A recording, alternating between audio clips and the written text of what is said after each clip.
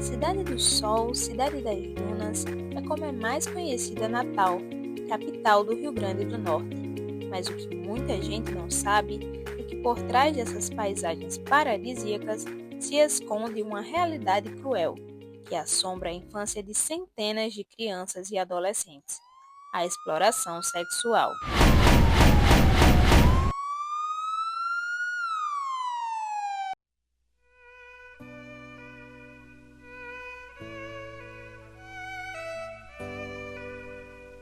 A violência sexual pode acontecer de diferentes formas, sendo as mais frequentes abuso e exploração sexual. A tabela a seguir mostra as principais diferenças entre os termos. Em Natal, pelo menos 3 crianças e adolescentes são vítimas de violência sexual todos os dias. É um fator que contribui muito à desigualdade social, à vulnerabilidade social. Natal é uma cidade turística, né?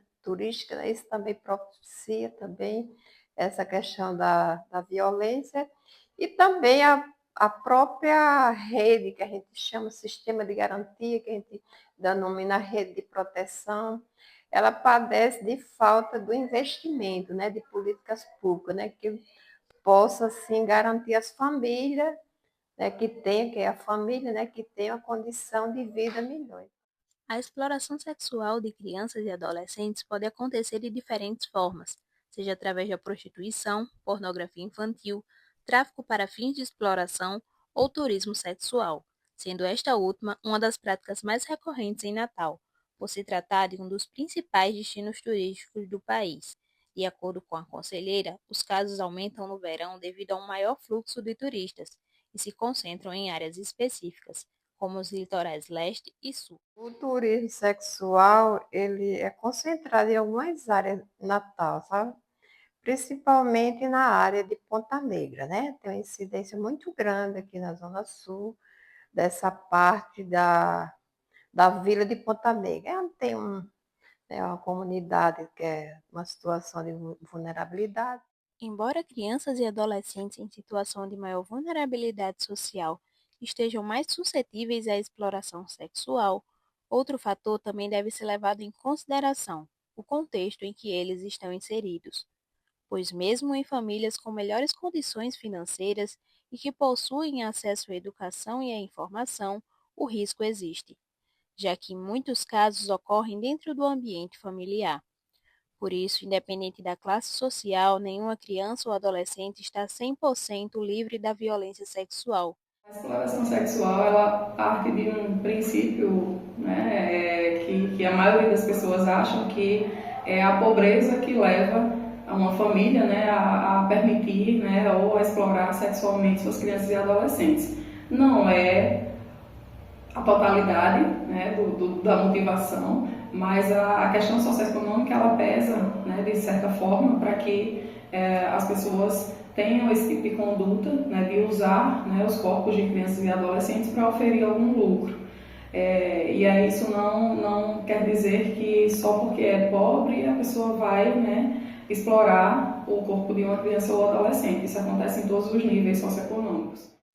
Todo esse cenário reforça a importância de uma rede de proteção atenta e acessível em todos os contextos sociais.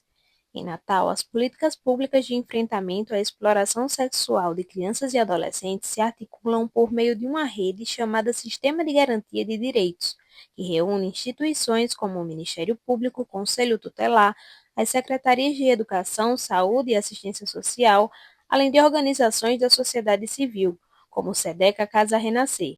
Cada setor atua de forma complementar, desenvolvendo ações de prevenção, atendimento e fortalecimento de vínculos ao longo do ano. Os serviços eles tentam, né, trabalhar a prevenção também. Então, desde de quando a escola, né, na educação infantil, ela já vai trabalhando com a criança e com a família o conhecimento do corpo, né, o cuidado com o seu corpo e, ao mesmo tempo, né, a assistência social, por exemplo, né, que acompanha essas famílias, né, nos diversos territórios, trabalha com elas a prevenção, né, da violação de direitos através dos serviços de convivência e fortalecimento de vínculos para crianças e adolescentes, onde são tratados, né, vários temas voltados à proteção, né, deles. Então, desde o cuidado que eles têm que ter consigo, né, e a estruturação, né, das famílias para que não chegue a esse cúmulo, né, de vender, né, comercializar o corpo das crianças, no sentido da prestação de alguns benefícios. A violência sexual traz consequências muito graves, como depressão, automutilação, desesperança na construção de um futuro, queda no rendimento escolar, dificuldades de aprendizagem e problemas com a autoestima. Mas não para por aí. A violência sexual em crianças e adolescentes impacta diretamente a construção desse projeto de vida, né, de ter esperança de construir um futuro saudável, de um desenvolvimento saudável, porque é uma marca que atinge, como eu falei, todas as esferas da vida de crianças e adolescentes e traz impactos severos. É por isso que o atendimento psicológico voltado para vítimas de violência sexual parte da compreensão de que não é possível apagar o que aconteceu, mas é possível tratar as consequências que esse trauma deixou, focando em ressignificar a experiência vivida e acolher os impactos emocionais e comportamentais. É muito difícil existir algum comportamento que evidencie de fato que é um abuso sexual ou uma exploração sexual, a não ser o relato. Mas mudanças bruscas de comportamento, baixa de autoestima, alterações abruptas de humor, automutilação, queda no rendimento escolar, dificuldade de construção de novos vínculos, uma vivência de uma sexualidade muito exacerbada e prematura para aquela fase de desenvolvimento que a criança e o adolescente está. Tudo isso pode indicar que há sim uma situação de violência sexual. E é importante que em cada desconfiança dessa seja feita uma denúncia, seja feita uma formalização. Entre maio de 2024 e abril de 2025, foram registrados no Rio Grande do Norte cerca de 1.386 casos de estupro de vulnerável, 37 casos envolvendo pornografia infantil na internet e 42 de prostituição e exploração sexual de crianças e adolescentes. Um dos grandes desafios é fazer com que esses casos venham à tona, pois estudos indicam que apenas 20% dessas violências chegam a ser denunciadas. Por isso, a divulgação exerce um papel fundamental no enfrentamento desse crime. Para vocês terem ideia, a gente teve um aumento agora no mês de maio considerável no número de prisões e de denúncias de casos de abuso sexual. Justamente porque neste mês toda a comunidade, toda a sociedade se envolveu na divulgação, né, da existência desses crimes, nesse alerta dos crimes de sexuais contra criança e adolescente, e essa divulgação acabou aumentando a procura. Então, eu não sei se isso vai ser algo que ocorreu aqui no mês de maio e junho, ou se vai ser, em razão dessa divulgação, a gente vai ter esse incremento ao longo dos meses. As denúncias podem ser feitas de forma anônima. O Disque 100 é um grande canal de denúncia. Então, a gente recebe muito também do Disque 100. Então, aquelas pessoas que não querem se identificar e não querem se deslocar aqui para a promotoria ou para a delegacia, elas podem denunciar via Disque 100. Então, nós recebemos também muitas denúncias pelo Disque 100. Diretamente na promotoria, nós não temos assim muito indicativo de denúncia. Mas o que importa é que as pessoas denunciem, não importa o canal, se seja o Disque 100, seja a promotoria, seja procurando a delegacia, é imprescindível que façam essas denúncias. É preciso estar atento, pois a violência sexual contra crianças e adolescentes ganhou novas formas e passou a ser uma ameaça também no ambiente virtual. A violência na internet, ela pode acontecer das mais diversas formas. A mais comum é através de jogos como Roblox, como Free Fire, de aplicativos como o Discord e das redes sociais como TikTok, Instagram, Facebook. Porque todas essas plataformas têm o que a gente chama de criptografia de ponta a ponta, em que é impossível saber o que as pessoas estão dialogando. Então, muitos predadores sexuais, através da inteligência artificial que muda rosto, que muda som, estão dialogando com crianças e as convencendo a entrar em conteúdos sexuais e terem trocas sexuais. Então, esse é o caminho que é o mais rápido das pessoas acabarem cometendo violência na internet. Apesar disso, existem algumas plataformas que permitem que os pais monitorem o acesso das crianças e adolescentes na internet. Existem diversas formas dos pais conseguirem lidar com essa situação. A primeira é olhar qual é a classificação indicativa de cada rede social e de cada jogo que o filho está usando.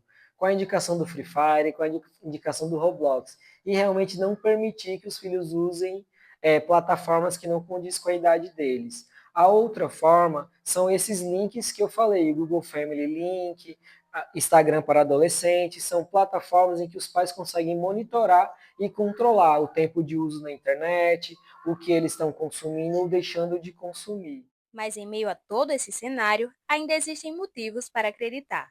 Fundada em janeiro de 1991, a Casa Renascer é uma organização da sociedade civil sem fins lucrativos, que em março de 2007 se tornou o Centro de Defesa da Criança e do Adolescente do Rio Grande do Norte.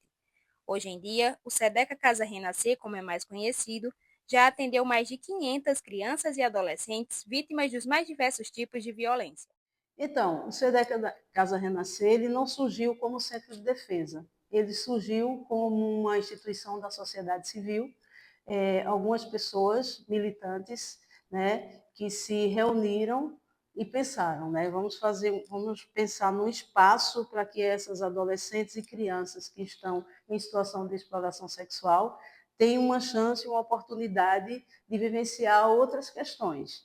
Então, essas pessoas ali em 1991 formaram a Casa Renascer, inicialmente como uma instituição onde recebia as adolescentes que eram abordadas na Praça Cívica, na Praia do Meio, em várias situações que elas estavam ali expostas.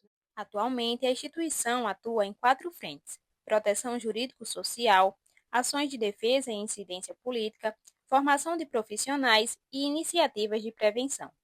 Além do trabalho realizado pela Casa Renascer, há também ações voltadas ao combate do abuso e da exploração sexual. É o caso da campanha nacional Faça Bonito, criada em alusão ao Dia Nacional de Combate ao Abuso e à Exploração Sexual de Crianças e Adolescentes, que é celebrado no dia 18 de maio. A campanha completou 25 anos em 2025 e trouxe como tema o fortalecimento das boas práticas nas redes de proteção. E esse 18 de maio, essa campanha, ela chama para isso, para mobilizar, para sensibilizar toda a sociedade, todo o poder público. Chama para o diálogo, o sistema de garantia de direitos da criança e do adolescente, com todos os atores que eu falei antes, para que se pense e se reveja ações. Está dando certo? Não está dando? O que é que precisa ir? Onde é que a gente precisa incidir mais fortemente? Então, é um dia de luta, né? Não é só o dia 18, não é só o mês de maio, mas todo o ano inteiro a gente trabalha essa campanha de proteja uma criança, né? Portanto, em casos de suspeita de abuso ou exploração sexual, faça bonito você também. Denuncie e ajude a proteger crianças e adolescentes. Faça bonito, denuncie, utilize os canais de denúncia, o Disque 100, que você pode fazer uma denúncia anônima, e o Conselho Tutelar da sua localidade.